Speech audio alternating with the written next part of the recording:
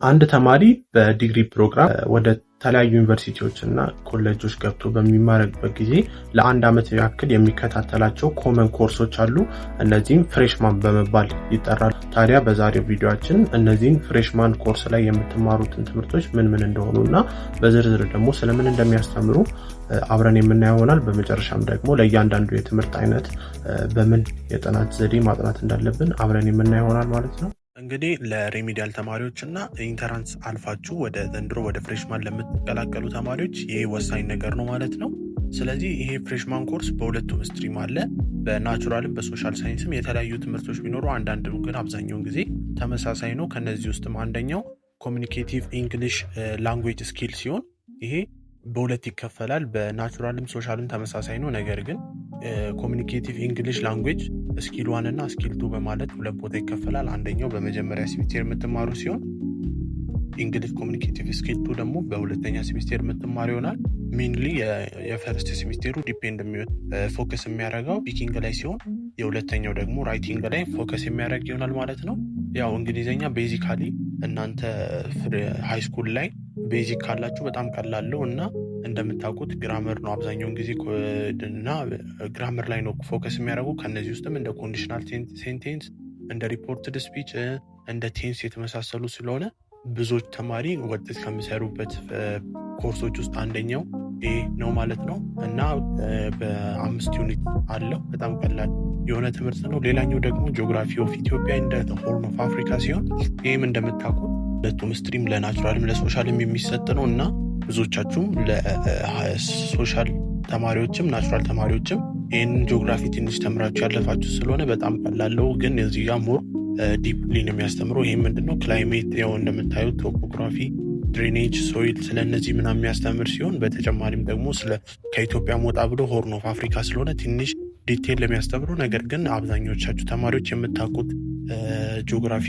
ጋራ ተመሳሳይ የሆነ ትምህርት ነው። ስለዚህ ይሄ ሁለቱም ናቹራል ሶሻልም የሚሰጥ ሲሆን ሌላኛው ደግሞ ጀነራል ሳይኮሎጂ ሲሆን ይሄኛው ደግሞ ለብዙዎቻችሁ ተማሪዎች አዲስ ሊሆንባችሁ ይችላል። ምክንያቱም ያው ሳይኮሎጂ እስካሁን ድረስ በምንም አይነት ኮርስ ውስጥ ስላልተማራችሁ ማለት ነው። ይሄኛው ጀነራሊ ፎከስ የሚያደርገው በሜንታል ፕሮሰስ እና በአጠቃላይ ስለ ሰዋዊነት አኗኗር ሂውማን ዲቨሎፕመንት ጋራ በተገናኘ የሚያስተምር ሲሆን በአጠቃላይ ወደ 11 ቻፕተር ሲኖሩ ቻፕተሮች ውስጥም ስለ ሚሞሪ፣ ስለ ሴንሴሽን፣ ፐርሰፕሽን፣ ኮንሰፕት ኦፍ ፐርሰናሊቲ እና እንደዚህ አይነት ቻፕተሮች ያሉት ስለሆነ በጣም ቀላለው ካነበባችሁት። ነገር ግን አዲስ ስለሆነ ንባብ ያስፈልገዋል እና ብዙዎች ተማሪም ቀለል ያለ እና ብዙዎች የሚወዱት ትምህርት ስለሆነ ይህም በሁለቱም ስትሪም የሚሰጥ ትምህርት ኮርስ ነው አንደኛው ማለት ነው። ስለዚህ ጀነራል ሳይኮሎጂ ነው።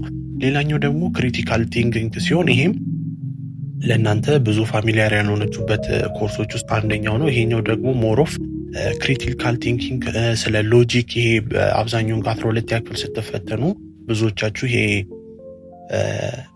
ምን ፈተና ነበረ የእንግሊዘኛ ውጭ አንዱ ፈተና አለ በሎጂካችን በቲንኪንግ የሆነ ክሪቲካል ቲንኪንግ በሪዝን አውት በማድረግ ይሄ ነገር እንዲህ ነው ሎጂኮችን በመረዳት የምንሰራው ስለሆነ የምንማረው ትምህርት ነው እና ይሄም ሞሮፍ ትንሽ ማንበብ ያስፈልጓል በደንብ ስለሚያስተምር እና ቀለል ያለ ቻፕተሮች ኮርሶች ውስጥ አንዱ ነው እና ለሁለቱም ስትሪም ይሰጣል። እንደምታዩት እንደ ሎጂክ ኤንድ ላንጉዌጅ፣ ቤዚክ ኮንሰፕት ኦፍ ክሪቲካል ቲንኪንግ፣ ኢንፎርማል ፋሲሊቲስ ኤንድ ካታጎሪስ ኦፍ ፕሮፖዚሽን እንደዚህ አይነት ነገሮችን የሚያስተምረው እና ክሪቲካል ቲንኪንግም አንደኛው የፍሬሽማን ኮርሳችሁ ነው። ሌላኛው ደግሞ ማቴማቲክስ ፎር ናቹራል ኤንድ ፎር ሶሻል ሲሆን ፎር ናቹራል እና ሶሻል ትንሽ የሚለያየው ነገር ቢኖር ቶፒክን ቻፕተሮቹ ነው። የናቹራሉ ሎጂክ ኤንድ ሴት ቲዮሪ ዩኒት 1 ላይ ሪል ኤንድ ኮምፕሌክስ ነምበር ሲስተም ዩኒት 2 ላይ፣ ሶስተኛ ላይ ደግሞ ፈንክሽን እና አናላይቲክ ጂኦሜትሪ ይላል ማለት ነው። ስለዚህ ይሄኛውን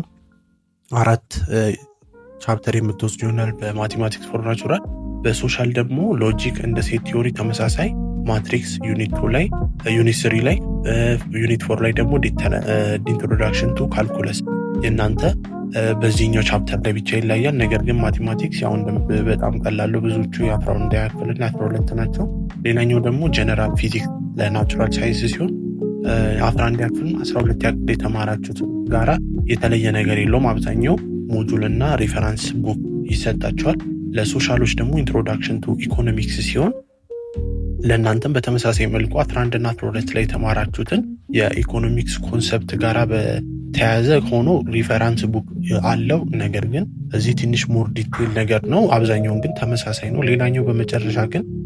ሌላኛው ደግሞ ፊዚካል ፊትነስ ሲሆን ይሄ የእናንተ ግሬድ ላይ ማተር አያደርግም። ኤ ቢ ተብሎ አይሰጣችሁም። ነገር ግን ፓስ እና ፌል አለው ማለት ነው። ብዙዎቹ እንደውም ውጪ ሜዳ ላይ ስለሆነ በጣም ቀላለው እና ፓስ እና ፌል ኦልሞስት ከግሬዳችሁ ጋር የሚገናኝ ነገር የለውም እና ይሄን ይመስላል ማለት ነው። የፍሬሽማን ኮርስ በሁለቱም ስትሪም እንደዚህ ይመስላል ማለት ነው። አንዳንድ ተመሳሳይ ነገሮች አሉ።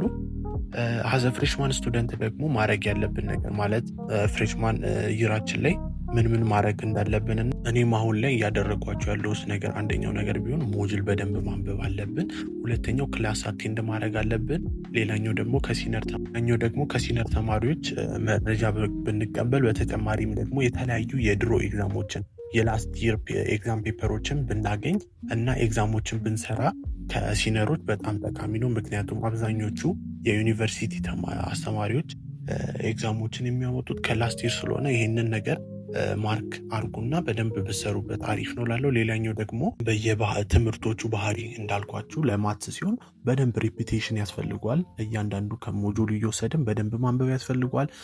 የተለያዩ የስተዲ ስታይሎች አሉ፣ ዘዴዎች አሉ። ስለዚህ በእነሱ በመመራት እነዚህን ትምህርቶች አሁን የጠቀስኩላችሁን እያንዳንዱን በዛ ካላነበብን ለሳይኮሎጂ የምንሰጠው የማንበብ ዘዴ ማትስ ጋር አይገናኝም። ምክንያቱም ማትስ ላይ ሞሮፍ ካልደጋገምን በሬፒቴሽን ካልሰራንና ኤክሰርሳይዝ ካላደረግን ጥያቄዎችን በተለያዩ መንገዶች ስለሚመጡ ከሳይኮሎጂ ጋር አይገናኝም ማለት ነው። ሌላኛው ደግሞ አንደኛው ሳይኮሎጂ ላይ የሚመክራችሁ ነገር ቢኖር ብዙ ጊዜ የሚሸመደር ነገር አይደለም። ሳይኮሎጂ ስታነቡ የሆነች ነገር ኮንሰፕቱን ካገኛችሁ በኋላ ብዙ ጊዜ ኬዝ ብሰሩ ማለት አሁን ብዙ ጊዜ ሳይኮሎጂ አሁን እስካሁን ድረስ ራሱ በኤግዛም በወሰድኩባቸው እኔ አብዛኛውን ጊዜ የሚመጣው ኤግዛሙ በኬዝ ስለሆነ በዚህ ኬዝ ውስጥ ይሄ ሰውዬ እንዲሆነ ስለዚህ በዚህ ኮንሰፕት ምን ማለት ነው ወይም ደግሞ ይሄ ኮንሰፕት የትኛው ነው ብሎ ነው የሚያስረዳው እና በእያንዳንዱ የትምህርት አይነት እንደዚህ አይነት የራሳቸው የሆነ ባህሪ ስላላቸው በእነሱ ባህሪ ብታነቡ አሪፍ ነው ማለት ነው። ስለዚህ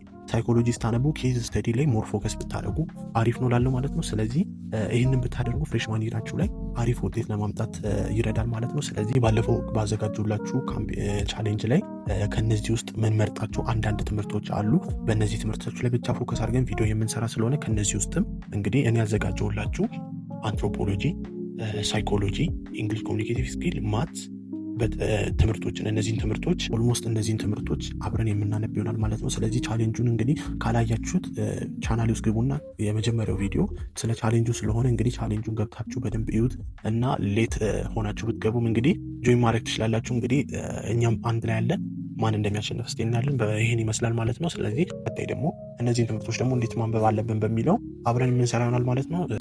ቴንክ ዩ